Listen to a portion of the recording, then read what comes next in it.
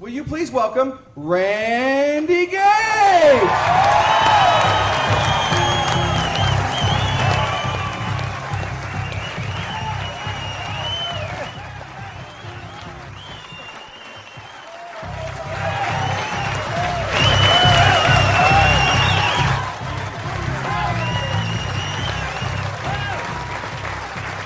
Thank you.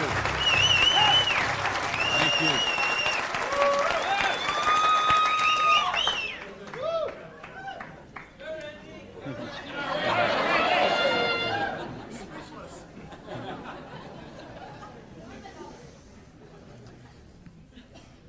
So what do you do when your dream dies?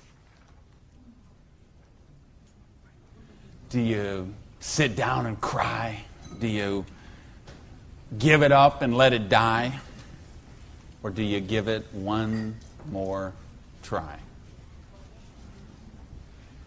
Let me tell you the way it worked for me. I came to work one morning about 11 o'clock. There were two people sitting in a car waiting for me, and I got there. And see what had happened, let me tell you the preview to this. I had a restaurant, bought it with a partner of mine. We kind of bootstrapped the thing. Didn't really have enough money to start it like we should have. And we tried to grow it as best we could, but we didn't pay the taxes, and we struggled by and borrowed from this account to that account and this account to that account. And eventually I bought him out, and I sent a letter to the IRS, who's the tax agency there in the States, and said, I'm the new owner here. We've had some problem with taxes. I want to make this right. Let's work out a payment plan. And I never heard anything for 3 months. So I sent a check in there. Here's a deposit, $1,000, good faith. Didn't hear anything for 3 months, so I sent another check, another letter. Never heard a thing for a couple of months until that morning. They're waiting on the car. You Mr. Gage? Yes. I'm Agent so-and-so. This is Agent so-and-so. We're here from the Internal Revenue Service. We have your letters here. We have your files here. And we notice you have $15,000 in back taxes. So we need that money. There's a 100% penalty because they were not filed. So that's $30,000. And then there's the late fees and the interest payment and the this and the that. And we need $37,000 today, or we're going to seize your restaurant. So I was like, I must have left my checkbook at home, right? And so I called my lawyer, I called my accountant. They all said the same thing. There's nothing you can do, Randy. You've got to work something out with these people. And I remember hiring a consultant who used to be an IRS agent, and she negotiated with him. She called me one day and she said, Randy, we're at the end of the road. The way they keep compliance is they have to set some examples sometimes, and you had a busy delivery business and they saw those cars going all the time with the signs on them, and they need to make examples, and they just want to make you an example. And so they auctioned off the place on the courthouse steps, $500,000 a year operation. They auctioned it off for $11,000. And I couldn't beg, borrow, or steal the $11,000 to get it out of hock, so that was the end of my dream. And I remember driving along in the car that day, not even my car because I didn't have a car anymore. I remember driving along in my friend's car and crying in the car, thinking, I have to call my mother and tell her this. I have to tell my friends this. I was so ashamed. I was so humiliated. I didn't know what I could do. How was I going to tell people that I had lost my business?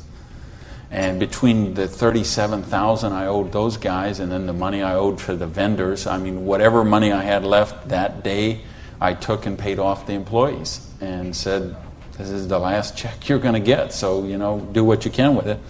And that left me $55,000 U.S., $55,000 in debt. No house, no car, no credit cards, no job. And what do you do in a situation like that? Well, when you have your dream. And see, that was the biggest dream I had at that point in my life. Because as you heard from Ford, I'm a high school dropout. I started off as a dishwasher in a pancake house. And then I worked my way up to cook, and then I became a waiter, and then I was a manager trainee. And I thought, boy, if I could just be a restaurant manager, that would be, I could wear a tie, I'd go around with the coffee pot. How's your dinner this evening? Everything okay? You know, I thought, oh, this would be it. Until I got that job. And then I realized I worked 60, 70, sometimes 80 hours a week for a fixed salary. And, you know, and then I became like the problem store manager, and they sent me around to different cities whenever they had a store losing money. They would send me there, and it was my job there to go and be the turnaround guy. So I'd go in and work on the payroll, work on the food costs, the controllable expenses, make the thing profitable, and they'd send me somewhere else. I lived in 18 cities in 5 years. So think what kind of home life you have, what kind of friends. You don't have any friends. You don't, you know, because people stop calling you. Because every time they call you, you're always working. And you never go to the movies, and you never go to dinner, and you never go anywhere, so they just stop calling you. And your work becomes your life. And I know we've got people in this room tonight and people watching on this film today who are going through the same thing. We get out of balance. We get so busy chasing our income, we forget about living life. We forget about living our dreams. So anyway, that was my dream. I thought to run a restaurant until I got it. And then I said, well, this is crazy. I'm minimum wage here. When I divide all these hours I'm working with what I'm doing, I know what I got to do. I need to own my own restaurant. That would be the dream. And that's the great American dream, of course, and back in the States, is you get your own business and you start it up. And so that's what I did. And I saved my money, and I worked hard, and I played by the rules, and I did all the stuff you're supposed to do, and I got that restaurant. Until that day when it all ended like that. And all of a sudden, where do you go when you don't have that dream anymore? And, you know, in my case, I had to back up, and I'll talk about that in a sec, but I don't want to talk about me tonight. I want to talk about you tonight. I want to talk about your dream. I mean the big dreams, the bold, daring, imaginative ones you had. The ones you had when you were 15 years old, and 18 years old, 20 years old. Because you know what I see people give up on their dreams. And it seems the older we get, the more we give up on our dreams. And you know, talk to any kid who's 15 years old, and they know they're going to have a great car when they grow up, and a great house, and a great job, and a wonderful spouse, and they're going to be rich, and they're going to be successful, and they're going to be an astronaut, or a football star, or a rock star, or whatever, right? There's no limits to what they can dream. And what happens along the way? They get out, they go to school, they get out as 22, 23 years old, all of a sudden they take a job they don't really want. It's not their dream job, but they figure it'll do for right now. And then maybe they find out about another job, and that's not their dream job, but it's a little more money than the last one. And they meet someone along the way, and all of a sudden there's two, and then there's a little baby on the way, and there's another baby, and then there's diapers and formula and braces and all of those kind of things. And all of a sudden they take another job that's 500 miles away, but again, it pays a few $1,000s more a year, so they take that job. And all of a sudden you're 35 years old, you're 45 years old, you're 55 years old, and you forgot about your dreams. That's what tonight is about. I know you heard it's a business opportunity. Nah, it's a dream opportunity. How to get your dreams back. I noticed this because I like sports cars. Some of you all know me. You know, I got a car thing going on. And it's funny, I'll be sitting at the light in one of my Vipers, let's say, and some car will pull up next, and there'll be a guy driving there, and he's got his 2-3 kids in there in the back, and they'll roll down the window, "Hey, Mr. Viper, man, cool car, man, and, you know, rev the engine up. I can't wait. When I grow up, I'm going to get a Viper." And kids say that to me all the time. "I grow up, I'm going to get a Viper." Now, Dad doesn't say that. He's just sitting there behind the wheel, because see, Dad's already grown up.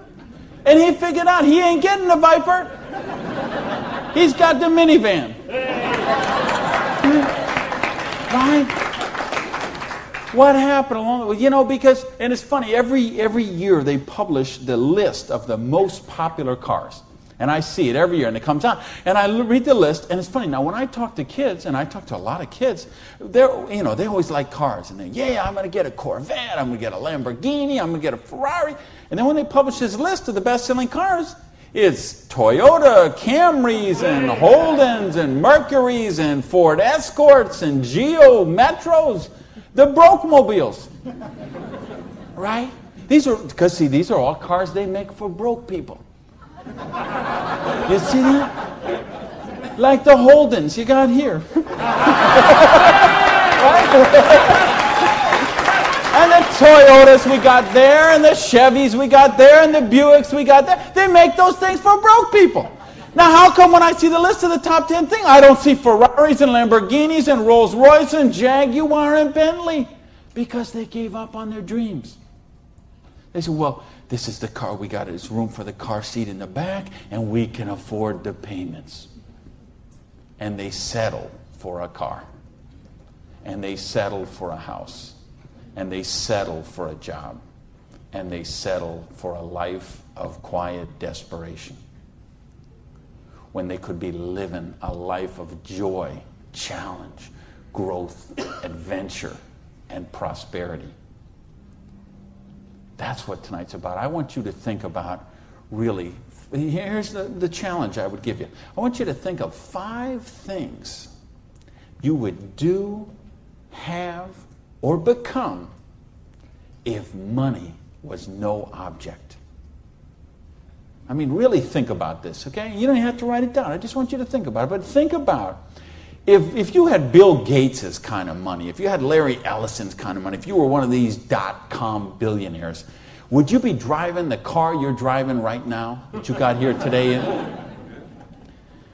How many people, tell the truth now, if money was no object, how many people would have a different car in the parking lot tonight? Okay. Now, if money was absolutely no object, you had 30, 40, 50, 60 billion dollars, how many people would have a different roof over their head when they went home tonight? How many people have a better wardrobe? Ladies, how many of you would have bigger closets? Right? Yeah. So this tells me something. This tells me you do have dreams. And you want to live them, or you wouldn't be sitting here tonight. See, most of Australia tonight, most of New Zealand tonight, most of the United States, UK, everywhere where they're watching this video, most people aren't gathered like this. Most people are sitting on a recliner, rubbing the hair off the back of their head, drinking rancid fermented hops, watching the Idiot Box. 6 hours a day. And this is their life. Monday morning, 6:30.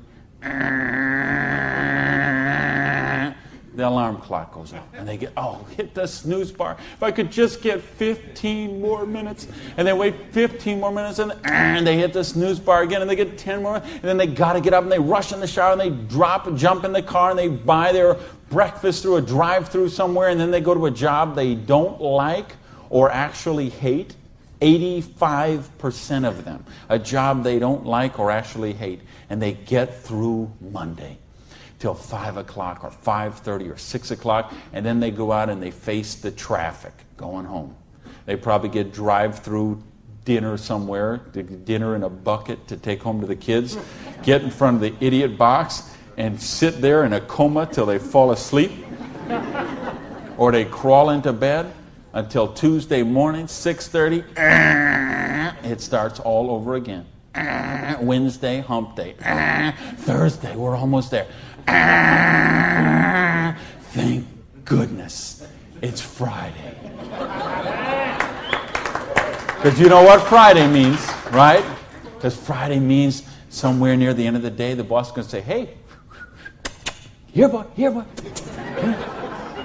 going to get out that little paycheck. And they're going to get that paycheck. And for one brief moment in time, it's going to feel like it's theirs. But we know it isn't theirs, is it? because they got all those little window envelopes from the credit card company just waiting for them. And that money is spent long before it ever got there. But for this one brief moment in time, it feels like theirs. So I don't know what they do here in Sydney, but I know what they do in the States. They go out to Pizza Hut. All right? So it's off to Pizza Hut for a deep dish, meat lovers, extra cheese, extra meat, but, Diet Pepsi because I'm trying to hold my weight, And off to the Pizza Hut, and then it's off to the neighborhood video store where they rent 3, 4, 5, 6, 8, even 10 videos to get them through the weekend. And they will spend their entire weekend sitting on that same recliner, rubbing that same hair off the back of that same head, drinking the same rancid fermented hops in a coma all weekend long, video after video after video, so they don't have to think about their life of quiet desperation until Monday morning, 6:30, when it starts all over again. This is life for a lot of people. This is life for millions of people. They're missing out on the real life. They're missing out on the real joy. And I don't want that for you. I didn't come 12,000 miles here to tell you what you want to hear. I came to tell you what I think you need to hear. We got a business here that offers you a chance with unlimited income potential. It's a business to help you be successful while you're helping other people reach success. You choose the hours you work. You pick the people you get to work with. I mean, do you know what a joy that is? Just to be able to pick the people instead of those slobs you're working with. Right? I mean, the tax advantages are extraordinary. The travel opportunity, if you're like me and you love to travel the world, the travel opportunities in this business are simply amazing. Okay? So what's it take to do the business? Well, it doesn't take a lot of money. This is a very low startup cost business. It doesn't take a lot of time. This is a business you can start in 7 to 10 hours a week. And what I'm going to share with you tonight is a 2 to 4 year plan. So you say, is this a get-rich-quick scheme? Yes, as a matter of fact, it is. Okay? Because anything that can get you rich in 2 to 4 years is a get-rich-quick scheme as far as I'm concerned. Because what are most people doing? They're doing the 45-year plan, which is they get a job around 20 years old, they work for 45 years at that dead-end job they don't like or actually hate, and retire around 65 years old and try to live their golden years on half of what they couldn't get by on when they worked. Do you get that? You know, your retirement's about half of what, and I've been in all the country I've been in, I can't tell you how many different countries, and I've been in socialistic countries and free enterprise countries and everything in between, and I can tell you the retirement security, it's the same in all those places. Your golden years, if you're counting on the government to take care of you, if you're counting on pensions to take care of you, you're looking at living your golden years on 50% of what you can't get by on right now. So if your idea of your golden years is walking your poodle around the block, good luck to you. But if you think you're going to travel the world and go see your grandkids and live a wonderful life, a leisure, you better take a very good look at what we've got to show you tonight. Because you've got to control your own destiny. You've got to control your own income. You've got to control your own retirement security. And that's one of the biggest benefits of this business. So it's a 2 to 4 year plan, takes 7 to 10 hours a week. It doesn't take a lot of money. So what does it take? It takes the dream. Because if you don't have the dream, you'll never find the 7 to 10 hours a week. I can guarantee you that. You're busy. We're all busy. You're working, you're picking up the dry cleaning, you're making dinner, you're taking the kids to football practice, you're paying the bills, you got to sleep, you got to eat, all this. You're using 24 hours of every day already. So what's got to give? You've got to find a dream, something that will take you to this frame of mind where you will change the way you live, you will change the daily actions you take, and you will change your mindset for a 2 to 4 year period. So that alarm clock will go off at 6:30 in the morning. You'll get up, you'll have your breakfast, you go to work, you'll work 8 or 9 hours at your job, you'll get out of the job, you'll run somewhere, grab a bite to eat, and go somewhere and work for another 3 hours in the evening. When you could be home watching TV, when you could be with your kids, when you could be with your family, when you could be watching a football game or something else. But you will make a sacrifice. You will say, I will find the 7 to 10 hours a week for 2 to 4 years to build my freedom, to build my security, to build my independence. And don't tell me, ladies, well, I can't do that because of my kids. Let me tell you what I say to that. Don't use your kids as an excuse not to do the business. Use your kids as the reason to do the business. So you can raise your own kids instead of paying someone else to raise them for you. You know, people drop their kids off at a daycare center at 7:30 in the morning and pick them up at 5 o'clock at night. Those poor kids couldn't pick their mother out of a police lineup.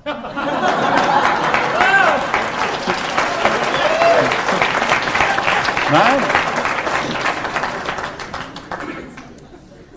Don't use your religion as an excuse. Let me tell you, I missed a lot of church for a couple of years while I built my business.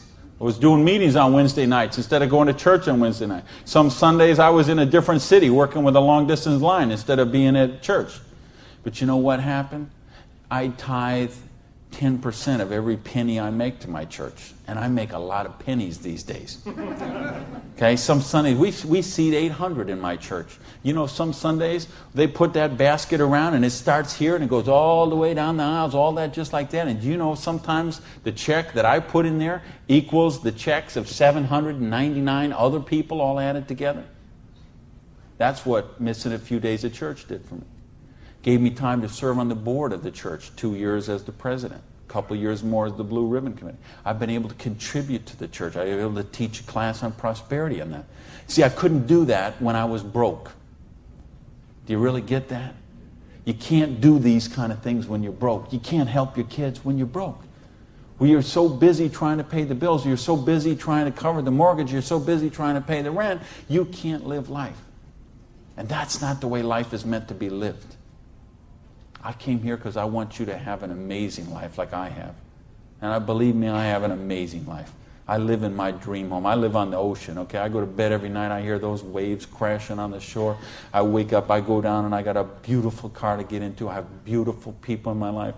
I have wonderful health. Everything is, I make more money every year than I did the year before. I am living a dream that is just wonderful. But I made some sacrifices along the way. And that's what I'm saying to you. Make some sacrifice. Take 2 to 4 years. Make a commitment. When you walk out of here tonight, make that commitment. Not to your spouse, not to your sponsor, not to me, not to yourself. Make a commitment to yourself that you're worthy, that you're worth it, that you will think back. And that's what I want you to really do, is say, okay, what were your dreams when you were 15? What is the house you would live in if money is no object? Do you have a picture of it somewhere that you carry around to fuel you? What is the dream car you want to be driving? Is it a red Lamborghini Diablo? Ferrari Testarossa? Bentley? Viper? What is it? Do you have a picture of it in your wallet? You got a picture of it in your planner? You have a dream board with it up somewhere? You got it up on the mirror in the bathroom? You got it up on the refrigerator in the kitchen? How much time you want to spend with the loved ones in your life? How much money you want to give to charity? I had lunch. Funny, I just got invited to be on the board of directors for the Florida Philharmonic. I'm so honored they asked that, and I'm proud to be a supporter of them. I'm proud to be a supporter of the opera and the Young Artist Program and all kind of charities. Fascinating thing, though. I had lunch with the guy who invited me to be on the board. He gave $1 million to the Philharmonic this year. $1 million. So they can play beautiful music. That's money. That's money with a capital M. That's living a life of dreams. That's living a life of wonder, of joy, of adventure and growth. And that's what I want for you. But you got to know what that is. So please, those 5 things, what would they be? And maybe you're going to give $1 million to your church, temple, or synagogue. Maybe it's you want to take a year off and study ballet.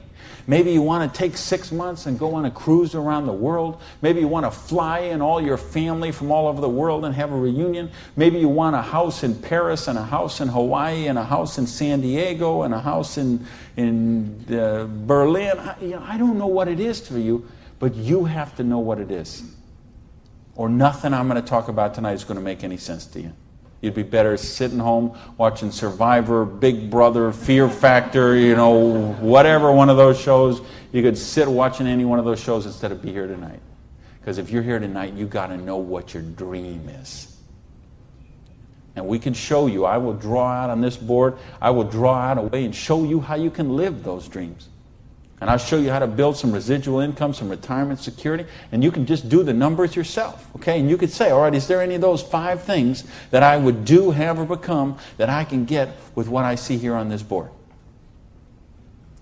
The difference is, and here's the secret, okay? You wonder, okay, I know there's nothing for free. There's always a cost. Here's the thing. Here's the secret of everything I'm going to talk about tonight has to do with leverage. It's getting you out of the trap. And there's a big trap, okay? And this is the trap. It's people trading time for money. You work 40 hours, you get paid for 40 hours. So you work 40 hours and you get paid $400 a week. If you're sick half a day and you only work 35 hours, you get paid $350. If you need some extra money because there's something that you want to do, you put in some overtime, so you work 45 hours, so maybe you get $450. Well, you know what? That is trading time for money.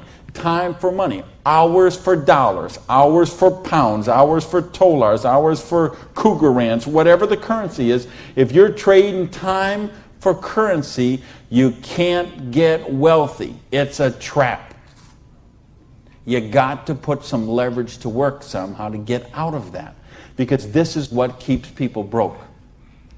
So in my case, when I lost my dream, and I started all over again, I said, well, I got a choice here. I can go and live like most people do and live that life of quiet desperation and just mind my own business and do the thing and be a worker drone in the collective like everybody else.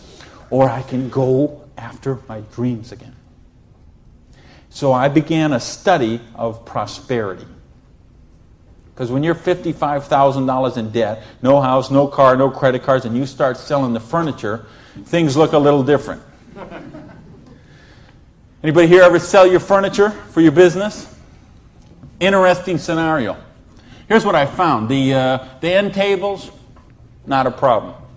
Coffee table, no big deal. Kitchen table, hey, you can always eat in the sofa. Lamps, no big deal. You got the light in the kitchen on the ceiling. But the sofa and the bed and the TV. How did I know you'd know that? The bed, the sofa, and the TV, they gotta be the last to go. Because see, I don't know if you got it here, but what we have in the States, we have infomercials on all night long. So once midnight hits, these infomercials start, and they're all about how to make money. So what do you do when you're $55,000 in debt and you're sleeping, with no furniture and whatever? You sit up all night and you watch infomercials. And then you sleep all day and you're so depressed and you get up and you read the one ads and you think you don't even have bus fare to go to the job interview and you think how miserable your life is and you eat macaroni and cheese 3 times a day, which is what I did for weeks and weeks and weeks. So I'd get up, sleep, mope around, eat my macaroni and cheese, and then midnight would start the infomercials. And I remember we had a Vietnamese guy named Tom Vu. I don't know if you ever saw that here, this infomercial. He had one of those courses on how to buy real estate, no money down. So one night, it's 3 a.m., I'm sitting on the sofa. Tom Vu comes on. He says, "You, sitting on the sofa! You, it's 3 a.m. Now I know he's really worried because it's 3 a.m. I'm sitting on the sofa. He said, "You sitting on the sofa at 3 a.m. Your wife's asleep. Your baby's asleep. You are a loser. Nobody cares about you. You a loser. If you don't buy my program, you deserve to be broke.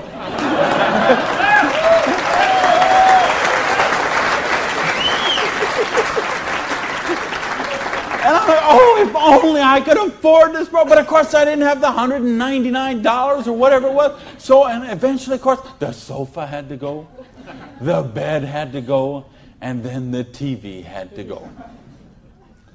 And then something else had to go. And that was my mindset. My victim, loser, woe is me, oh, the circumstances are against me. That mindset had to go. And I had to say, okay, I am sick and tired of being sick and tired. I am sick of being broke. I am sick of being sick. I am sick of being stupid. I'm sick. You know, the truth is I wasn't even broke, okay? Because I would have needed $55,000 to qualify for broke. Okay? I would have been happy to be broke at that point in my life. Okay? At that point, I would have been happy to have an alarm clock going off at 6:30 waking me up. Now, is that the dumbest invention you ever heard, though, an alarm clock? You're supposed to wake up when you finish sleeping. But, right, what do? We stuck in the thing. So now at this point, I would have been happy with an alarm clock. Okay, but I started a study of prosperity. And here's what I found. 2 secrets of prosperity. If you want to be wealthy, secret number 1, you have to be your own boss. You ain't going to get rich working for other people. You know, if you've got to get a job as president of Disney Studios or, IBM calls you up and wants you to be the vice president of operations, maybe you're going to make a lot of money. All I know is those people weren't calling me, okay? And they may not be calling you, okay? So if those people ain't calling you, you want to get wealthy, you got to be your own boss. Because let me tell you a secret. I don't care how nice your boss is. I don't care how much your boss loves you and wants to help you. The truth is they have to buy you at wholesale and sell you at retail. Otherwise, they don't make money and they don't stay in business. So the only way they make money off you is to buy you at wholesale and sell you at retail. So if you want to make money, you got to be able to get up in the morning, look in the mirror, and know that you're talking to the boss. And issue number 2, and this is the most important thing, which we mentioned, you've got to employ the concept of leverage. And this is something, J. Paul Getty, who was one of the wealthiest people the world ever known, he understood this. And he was quoted oftentimes, this is probably his most famous quote, when he said, I would rather have 1% of the efforts of 100 people than 100% of my own efforts. Because he understood the concept of leverage. And he became one of the wealthiest people the world has ever known. So tonight, I'm going to share with you how you can employ this same concept of leverage that the wealthiest people in the world do, and it'll allow you to get your share of that kind of wealth. And I'm happy to say, I'm one of the wealthiest people in the world. You know that? Now, you know what? I don't have Bill Gates' money. I don't have Larry Ellison's money. I couldn't spend $90 million on a boat down in the Kiwi race there next week. But you know what? I'm one. If there's 6 billion people, whatever there is on this planet, I'm wealthier than 5,990, 99.8% of them. And I'm a dishwasher from a pancake house. But I understood leverage. Now, how do you put this leverage? It's a business called network marketing, sometimes called multi-level marketing. Sometimes we call it MLM for short. What is it? It's a business that allows you to leverage the efforts of other people who have a dream and are willing to trade that 7 to 10 hours a week to get a dream. So you're going to introduce them to the business. You're going to teach them a duplicatable system that they could follow and duplicate the same results with people that they're going to introduce to the business and create this system that everybody can follow, and everybody will get a nice chunk of the organization that is built. And because you direct your own organization, because you are your own boss, you get some residual income out of the efforts of the people that you introduce to the business. That's the leverage. It's no different than when Madonna makes a record and every time they play that CD, she gets a royalty of that. When Coppola does a movie and that movie plays, it gets a royalty of that. This is how the average person can get leverage. See, if you got money, leverage is not a problem. You can leverage your money. You can buy stocks, bonds, invest in companies, invest in real estate, all that kind of stuff. I couldn't do that. If you could buy a franchise. If I would have bought a restaurant franchise instead of opening my own restaurant, chances are I'd still be in the restaurant business. But you know what? I couldn't afford the franchise fee. I didn't have that kind of money. Ask someone about the stock market, they'll tell you, unless you got $25,000 you can afford to lose, don't even get in the stock market. Well, I didn't have $25,000 I could afford to lose. I didn't have $25 I could afford to lose. Forget about. So I didn't have the money to leverage. And if you got a couple $100,000, couple million you can leverage, hey, maybe you don't even need to be here tonight. But I'm speaking to the rest of you who don't have that kind of money. And the rest of you who used to have that kind of money till the stock market tanked, and now your retirement fund is 40% of what it was 2 years ago. Okay, let's talk about how you build your security. Well, so what is network marketing? It's just a new paradigm in distribution. Been around for over 50 years now. And it is, why I say it's a new paradigm in distribution is because it's changing the way we get products and services to the consumer.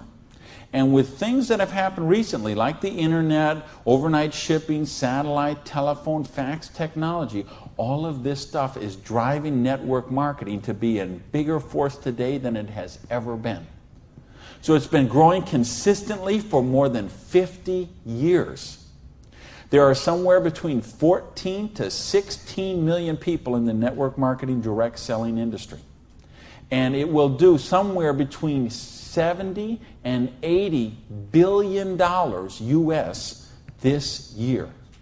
So this is a very credible business. And if you've been reading the financial papers the last few years, you've seen it mentioned in the Wall Street Journal, had front page cover stories on Success Magazine, Forbes Magazine. The mainstream press is really starting to pick up on this. Now, why is that happening? Is because it's the future. It's what has to be, because what has happened in the past doesn't work anymore. In other words, here's how it used to work in distribution. We'd have a manufacturer. They would make a product. They would sell it to a wholesaler who would buy it, resell it to a rack jobber who would buy it, resell it to a retail chain. They would buy it, send it to a warehouse somewhere, sits in a dusty warehouse for 6 weeks, and then it gets transferred by truck, maybe it goes to the store, and then you come in the store and you buy this product. Well, they had to make money, they did. You have all these parasites who were taking money out of your product. I say, why am I calling all those people parasites? Well, it's not that they're not nice people, it's just that made sense 100 years ago. It doesn't make sense today.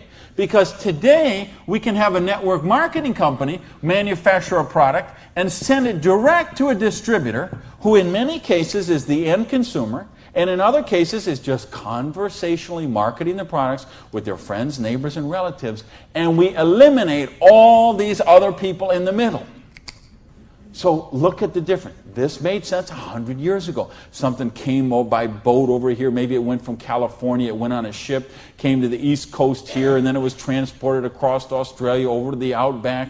It was the same thing with us. We used to get stuff from England, and it would land in Boston or New York, and then it would go by stagecoach across the country, and then it went by train, and then it went by truck, and this is the only way it worked. This is all we knew.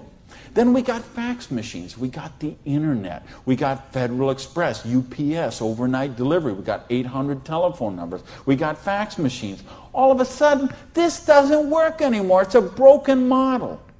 Why do you think so many businesses have been in bankruptcy in the last 5 years? And I mean big name, 100, 200-year-old companies, retailing giants like Macy and Stalwarts that we would think have been around forever. They went into bankruptcy court. Why? Because they have a broken distribution model. This is the model of today. This is the model of the future. And with what we're doing now with internet and 800 numbers and ordering, this is going to get just bigger and bigger and bigger. So what this does is this allows you an opportunity to participate on a new paradigm in distribution. I want you to think when fortunes were made. They're made in revolutions. The agricultural revolution made a bunch of rich landowners. The industrial revolution made a bunch of rich factory owners and business owners. If you think of Carnegie, the steel, the Amoco people, the Standard Oil people, the Henry Ford and the Chryslers, and think of all the old money today. It all came from the families we know today. It came from the Industrial Revolution. So now we have the distribution revolution. So what this means is that 50 years, 75 years from now, there's going to be a meeting at a hotel somewhere in Sydney, Australia, and they're going to say, think about the old money today, the Gage money, the Hawkins money, your money, and say that was made in the distribution revolution. Because they saw the power of the internet, overnight shipping, fax machines, 800 number, and how to put all this together into the new paradigm of distribution. This is what we're in right now. And I believe the next 2 years is going to be the biggest years of growth in the history of the industry. And you could be a part of it. Well, your income 40 years from now is going to be precedent on what you do for the next 2 years. Now notice we have all this money that got wasted before. Where did it go? Well, there's two places it goes. Number one, it goes to product research and development. And I'm going to talk about that in just a little bit. And the other place it goes is right here to you, the distributor. The people who actually get involved with the business. All this money that you... Because see, sometimes you could go to the store, you could buy a box of cereal for $3.50. The actual cereal, the cost of that cereal might be 40 cents, 35 cents. What is all the rest of that money? It's all this wasted layers of distribution. So see, that isn't necessary anymore. So that money gets freed up, and because you are a pioneer of the industry, because you are somebody with a vision and a dream, and you're willing to trade the 7 to 10 hours a week to get the dream, you are going to cash in about that. I want to sketch out how the business really works so you get an idea how the money takes place and how you can participate in that. I guess, is this? I think this is, I found the secret. You do it a little different here down under. All right, let's talk about how you make money in the business. You, not me, not them, you. How do you make money? Well, you got a dream. You're willing to trade 7 to 10 hours a week for 2 to 4 years to get your dream. So you sponsor in the business. Okay, you make that commitment. Your sponsor says, all right, I'm going to work with you, train with you.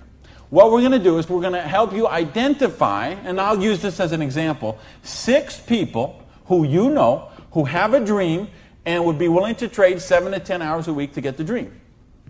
Fair enough? Everybody follow me so far? Everybody follow me so far? All right, just making sure you're not nodding off over there. All right, now let's suppose that everybody involved in the business produces a volume this first month that you get involved in the business of $100. Now notice I didn't say $1,000 or $10,000 or $100,000. I said just $100. Why? Because I want to show you this is very simple, very duplicatable, very doable for everyone.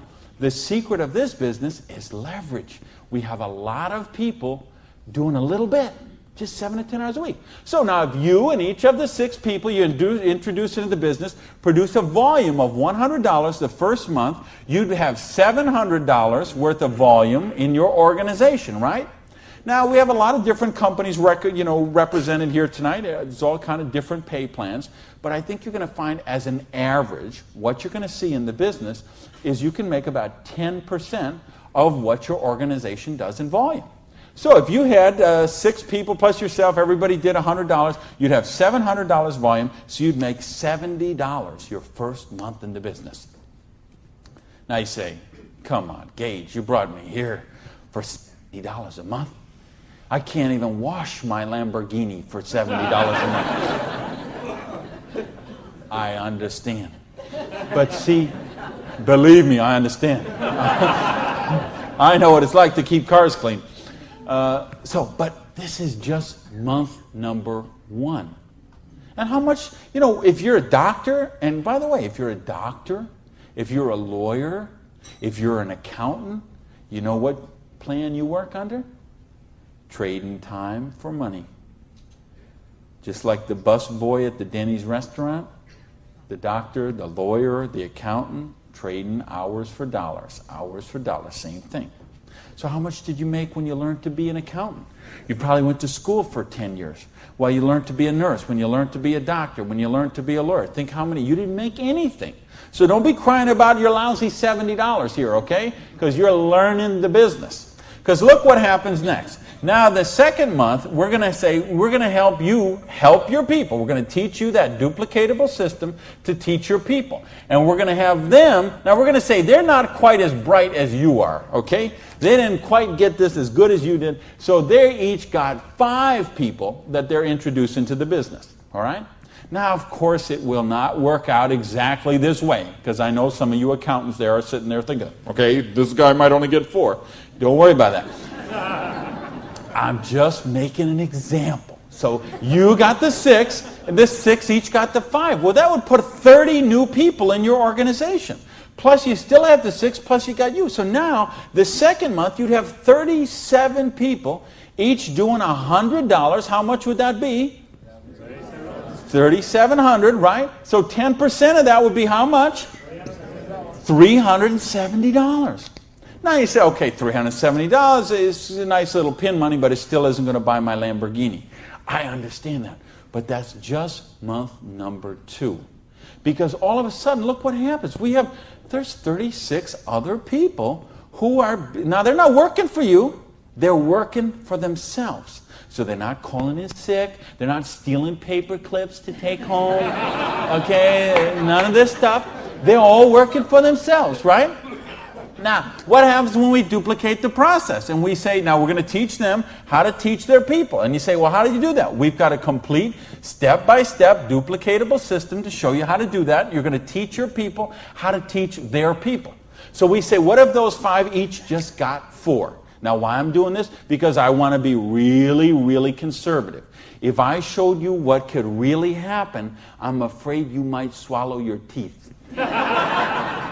So I'm going to be very conservative. So now if the 30 people each just got 4 people, now we'd have 120 new people in the organization. They don't work for you, they work for themselves. 7 to 10 hours a week, they're building a dream. 120 plus the 30 plus the 6 plus you, that's 157 people. Everybody just doing not 1,000 a month, not 10,000 a month, not 100 lousy dollars a month does $15,700 income or volume, which means your income for month number 3 would be $1,570. Now, all of a sudden, we have a little money, we could play with something. We could do something with $1,500 a month. Do you know how many bankruptcies would be avoided with $1,500 a month? I would make a bet to say of all the personal bankruptcies, and there's been a record year for personal bankruptcies the last 6 or 7 years in a row. Every single year has broke the record from the year before. And I had someone very close to me did this just a couple of years ago. And I'm telling you, I bet 90% of them would be eliminated with $1,500 a month. In fact, 90% of them would probably be eliminated with $300 or $400 a month. Just this much, the $370 a month, would help most people that they could just start paying down their credit cards instead of paying those minimum balances every month. By the way, do you know how long it takes to pay off your credit card if you're paying the minimum balance every month? 10 years? 20 years? 30 years? 40 years. That's how long it takes. So if you're paying the minimum payment every month, get happy, because in 2042, you're all paid off. All right, now we're going to go down one more level. Now we're going to say, what if the 4 people each just work with 3 people? Now again, everybody's not going to do it this way. Some are going to do it more, some are going to do it less, but I just want you to see how it works. Now the 120 people each do 3 people. That give us 360 people, plus the 120, plus the 30, plus the 6. This comes to how many? Somebody help me. I'm a high school dropout. 500 and something. 517, is that right? Who's here? Somebody good in math? So 517 times 100 is $51,700 volume in your little business that you got no employees, no office, no overhead. You're running this from your kitchen table or your spare bedroom or your hallway or your closet. And you're doing $50,000 volume a month. Do you understand? We can leave this hotel. We can go down the street, Elizabeth Street. We can go onto Oxford Street. We can go to Liverpool. And we can find shop after shop, beauty salon after beauty salon, store after store, dry cleaner that are not doing $50,000 volume a month. And you're doing it out of a part-time business 7 to 10 hours a week. Why? Because you're using leverage. Do you get this? Yes! Because, do you really, really get this? Yes! Because, let me tell you a secret. If you get this, you're not going to sleep very well tonight. Believe me, I have spent many a night just laying on the pillow, looking at the ceiling, and seeing 6 get the 5, get the 4, get the 3. Okay? If you understand this, now we're talking $5,170 a month. Now, you know what? I did that in 4 months. It said 1, 2, 3. What if you didn't do that in 4 months? What if it took you 6 months? What if it took you 10 months? What if it took you 2 years? I told you it's a 2 to 4 year plan. Okay? And I know what some of you are thinking. All right, but what about if this guy here drops out? We got it handled. Okay? We have a thing called dynamic compression, and so we know when someone drops out, we eliminate that volume, we move up the next qualified person, and the whole organization moves up. So we got that covered too. Okay? So, but what if you didn't do this in 6 months? What if you didn't do it in 10 months? What if it took you 2 years? Would it be worth trading 7 to 10 hours a week for 2 years to have an extra $5,170 a month? Yes or no?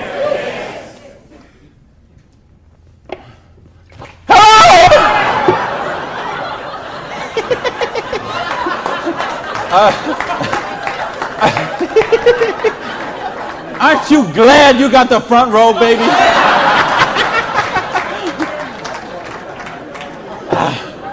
Now, let me get some more water here. And let me ask the question again. Would it be worth trading 7 to 10 hours a week for 2 to 4 years to get an extra $5,170 a month? Yeah! All right. Thank you. That's a little better. That's what I'm talking about. When you get this, when you really get this, you're not going to sleep tonight.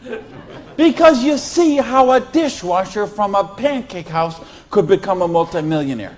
You see how a farmer's wife from Utah could make $80,000 US a month. You see how a woman with 2 kids and an abusive husband could leave her husband and become a multimillionaire. You see how people on welfare can build complete financial independence. And they can do it with integrity. They can do it with honor. They can do it with helping other people, giving value, contributing. That's what we got to offer here. So see, now you say, okay, all that sounds good. It looks good, but what's the problem? What is the $100? Well, I told you, remember that whole distribution model? We have all of that money that used to get wasted. Now that goes into product research and development. You will see some of the most cutting-edge, state-of-the-art products in network marketing that you won't see anywhere else in the world today. Some of the best scientific breakthroughs, some of the best health breakthroughs, some of the best wellness breakthroughs, medicine breakthroughs, herbal breakthroughs have been personal care products, environmentally non-toxic, natural products. Some of the most breakthrough products in all of those categories have been brought to the marketplace because of network marketing, because they have the time, the money, the research, the resources to do that kind of research. So what I'm going to ask you is, if you're here, you're looking at this for the first time tonight, if you're on the video and you're seeing this for the first time tonight, you have a conversation with the person who invited you here. Have a conversation with the person who asked you to watch the video. And they will give you a catalog. They'll give you some brochures. They might have some tapes, some videos, some other things, and you'll find out about these products. What I want you to see tonight, right now, is the big picture. how the distribution model works, because this is how fortunes are made. People who recognize new paradigms become pioneers in those paradigms, and they reach the reward for generations sometimes. So the products are there. Next question is, say, what about the support? I don't know anything about this business. I've never done it before. How can I do the business? Well, that's what the system, we keep talking about a system. In other words, we've got a system where we're going to teach you how to do the business, and we're going to teach you how to do the business while you actually do the business. That's why we've got this presentation up on the internet. That's why we have this meeting in this hotel here tonight. You have a sponsorship line. So you see, a lot of people say, well, I don't want to be this guy here. I want to be this guy right at the top, because look at all these people he's got under him. Well, you know what? This guy or this gal down here, this person and this person and this person and this person, and all the way up to the company, all those people work for that person for free, because every one of those people have a vested interest in their business. So you want to have 150 people between you and the company, because they all work for you. So they will go with you, and they will do two-on-ones with you. They will go to your prospects and sit down at a coffee shop and bring a notepad and explain the business to them. They'll conduct meetings like this where you can bring your people and let them see what the business is about. They'll bring in speakers from all over the country and sometimes all over the world, so your prospects can see and meet and learn from some of the most successful people in the business.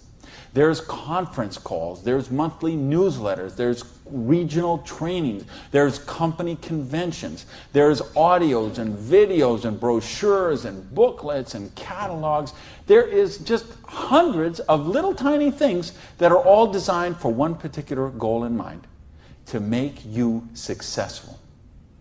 See, you are in business for yourself, but you're not in business by yourself, because you have that whole support network of people to help you build the business.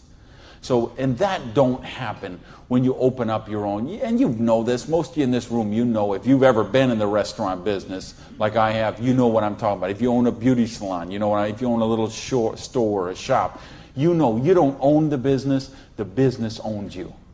And you know, if you work for someone else, you're never going to get wealthy that way. So what we've got tonight is a model that lets you work for yourself, but not by yourself, and it gives you the option to build your future.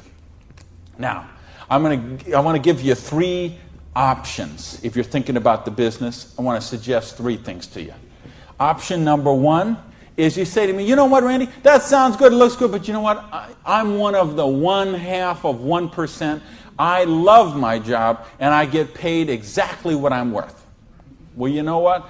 If that's you, I don't know how you still made it this far in the room tonight. But if you did, thanks for staying. And then we'd love to have you as a customer. Okay?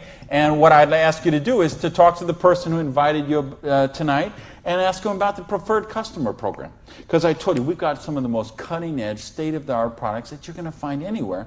And the difference is, if someone in this room or someone who asked you to watch this video told you about them, they will become your personal customer service representative.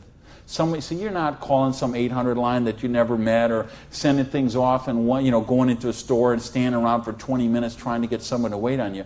You're going to have the personal attention of somebody who knows you and cares about you and will look after your needs personally. Now, option number 2 is what we call the small business. You say, you know what, Randy, this sounds good. I like the idea of being my own boss, and I like the idea, or maybe you're looking at a nutrition company and you say, well, I'm a chiropractor, massage therapist, an iridologist, or physical therapist, and I want to sell this stuff to my clients. Or maybe you're being presented to a personal products company and you own a spa or a gym or salon and you think you could sell them there. Or maybe it's a cleaning product stuff and you've got a cleaning service and you could sell them to your clients. Well, if you're looking to just kind of use the products yourself, buy them at wholesale, and then conversationally market them to your friends, neighbors, and relatives, that's a small business. And if you want to make a couple $100 to a couple $1,000 a month, the small business option would be the one for you. Now, there's one more option, and that's the big business option. Okay? And that's the stuff that we're talking about right now. Meaning, you're not looking just to retail a couple products to a friend. You want to build complete financial independence. You got a dream.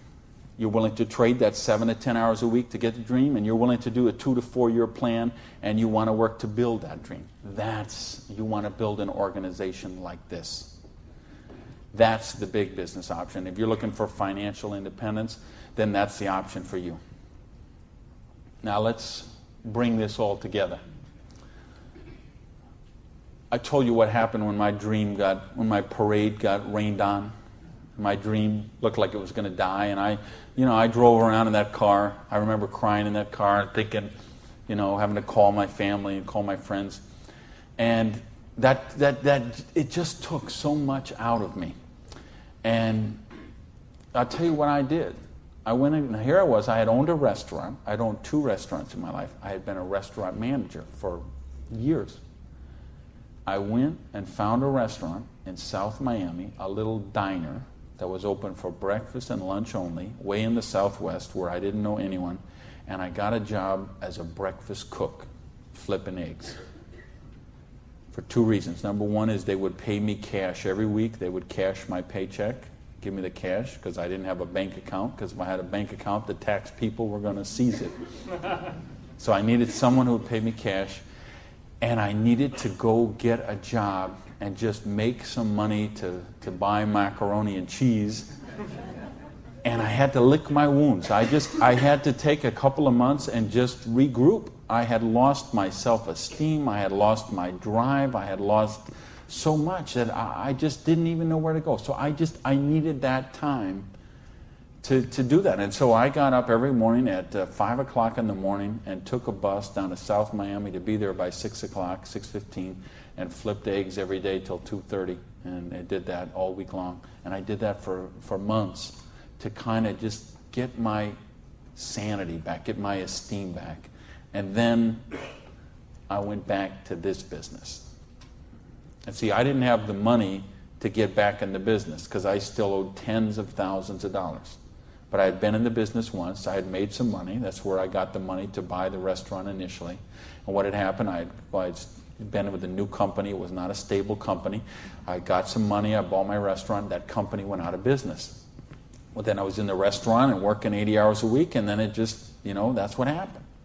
So now, owing $50,000, I knew I was never going to pay this off flipping eggs, and I knew I was never going to pay it off even if I got a job as a restaurant manager. I mean, do you know how long I'd have to work as a restaurant manager before I could make $55,000 and pay it off? And I owed even more then because I borrowed a bunch of money just to live. So I said, I've got to get in this business. So I went to someone I knew in the business who knew me from before, and I said, you know me, you know that I can work, you know I have a dream. I don't have enough money to get in the business. I needed about $600 to start that business. Rob, he lent me that $600. And you know what? Best decision he ever made. So I went out, and I didn't do this business 7 to 10 hours a week. I did this business 7 to 10 hours a day. I sponsored 9 people the first month of the business, okay? I didn't do 6. For those of you who say, well, it doesn't work this way, you're right, it didn't. I sponsored 9, okay? And at the end of the month, I had 60 people in the business, month number 1. Month number 2, I sponsored 2 more people, so that's a total of 11. I had about 130 people in my organization at the end of month number 2. Month number 3, I didn't sponsor anybody. Okay, I just worked with the 11 that I had sponsored in the first 2 months. The organization went from about 120 people to 360 people. And month number 4, I sponsored a couple more people in the business, and the organization was bigger than this one right here in the 4th month of the business. Now, it wasn't 6 months, wasn't 10 months, wasn't 2 years, wasn't 10 years. It was 4 months. And I made easily double that money. What you see on the board, I made that in my 4th month of the business. Now, how did I do that? I needed to and wanted to very badly. I was hungry. I had a dream, and I was sick of being broke. And that's what I want you to get out of this is, do you understand? This is how it goes. There's no limit here. You could sponsor 7. You could sponsor 8. You could sponsor 9. You could build this whole organization, build yourself up to get $50,000 or $60,000 a year residual income, and then you could go out and you could sponsor 5 more people and start the whole process all over again, the same exact thing. And you could have 100,000 residual going. And you could start with 5 more and you could have 150,000 residual going. And if you put 5 people a year in, and it's very simple, put 5 serious people in the first year. Put 5 serious people in the second year. Put 5 serious people in the third year, and you will be making a fortune. Put 5 serious people in the fourth year, you'll have a business worth at least $1 million, I project. Put 5 more the next year, and you're going to have a business worth a couple $1 million in 5 years. Why? Because we got residual income here. You're building leverage. You're getting this going, and that's what I want you to get. You know, and now I've been able to help people all over the world. I told you guys, the platinum people, I talked in the reception about the 3 kids from Norway who came to a program I did in 1998. And they're all multimillionaires now, all 3 of them. Number 1, number 2, number 3 payout in their company. I think of you guys right here in the front row and what you've done the last couple of years. And you know the people I had in London, those people there, what they're doing there. I've got people all over the world. Just, they got a dream. They're willing to trade it. We give them a system to follow, and they're living their dreams. I think of a lady named Mary in Colorado. Lady I mentioned earlier. 2 kids. She's sleeping in her friend's basement because she's on welfare. Divorced, no husband anymore, no one to help pay for her kids. So she was on welfare. And along the way, she got attracted to the business. Along the way, I was able to touch her and touch her life, show her some things, how to follow a duplicatable system. She built an organization making $30,000 US a month. Now, you know, the $30,000 US a month, I'm okay with that because you can get by on that. Okay. I couldn't get by on that, but I know a lot of people could get by on that. But you know what? It's not the $30,000 that gets me so excited about what Mary did. It's what Mary did. It's the example she does for her 2 kids. Okay? It isn't just the money. It's what, I mean, do you know what that means to those kids to see this woman who was on welfare and just desolate and nowhere to turn, and you meet her today and she is so well dressed and positive in her esteem, and she's so confident, and she is modeling this behavior and setting such an example for her kids. This is how you raise good kids. Is you show them how to be successful yourself. You don't tell them grow up and get an education, grow up and be successful, grow up and make money. You model the behavior for them. Jan Rue, who a lot of you know, I've done programs with Jan. Here's a lady, same thing, abusive husband, divorced, 3 kids, I think, became the #1 payout in her company. Why? Because she had a dream. And she was willing to trade that 7 to 10 hours a week to get a dream. And we've got the model here where you can do that. There is no limit to what you can do. But I don't want to talk about my story anymore. I don't want to talk about Jan's story. I don't want to talk about Mary's story. I don't want to talk about Orion's story. I want to talk about your story. I don't want to talk about my dreams, Jan's dreams. I want to talk about your dreams. You know, go back to where we said earlier. Did this kind of thing, if you did this in 6 months, a year, 2 years, is there something on your list of 5 things you do have or become you could do with the down payment, with what we're talking about there? And if not, how big is your dream? Are you willing to pay the price? Are you willing to live your dreams? Because if you are, we've got the business that will allow you to do that. So I got a couple questions for you, and then I'm out of here. I'm looking for 1-word answers. Question number 1. Do you believe you're really worthy of success? Yes! Question number 2. Are you really willing to live your dreams? Yes, baby! And question number 3, the last question, and I'm looking for a 1-word answer once again, and you better blow the roof off this joint, because that's it, and I'm out of here.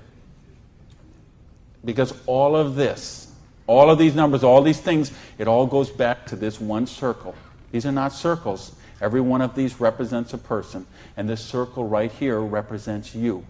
And this thing only works if you believe in you. If you believe you are worthy, if you believe you have a dream, if you're worth that dream, if you're willing to trade the 7 to 10 hours a week to live that dream, if you're willing to not let your dream die. You're not willing to sit down and cry, even if you have to sit down. I had to sit down and cry. But you're not willing to give up and let it die. You promise yourself, you make yourself, you commit to yourself to give it one more try. So the last question I'm asking you is based on everything we've talked about tonight, everything you know about this business now, everything you know about the person who invited you, everything you know about you and what you are and what your dreams are. I need to know, are you willing to give it one more try? Yeah! Thank you. Good night, everybody.